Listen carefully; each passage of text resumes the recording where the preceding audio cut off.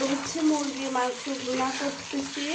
এখানে দেওয়া হচ্ছে আদা বাটা, রসুন বাটা, জিরা বাটা, এলাচ, গোলমরিচ আর একটু জয়ফল দিচ্ছি,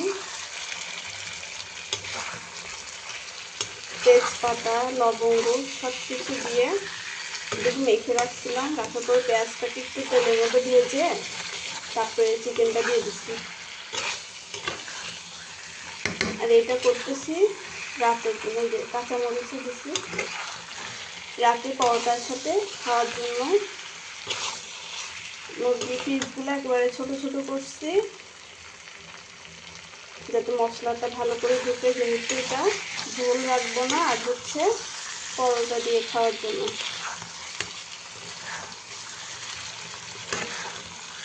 আজকে রাতে ডিনারে হবে পরোটা আর হচ্ছে চিকেন ভুনা।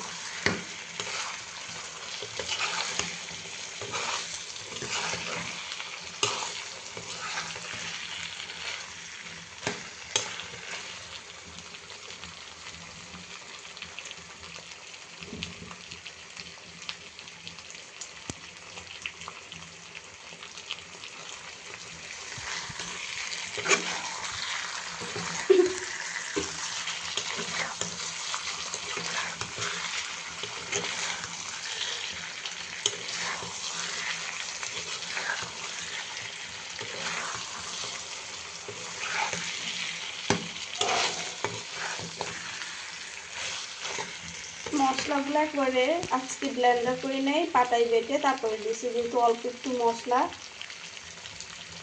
আর এই জন্য ব্লেন্ডার করে নেই, পাটায় ভেজে বেটে ফেলছি।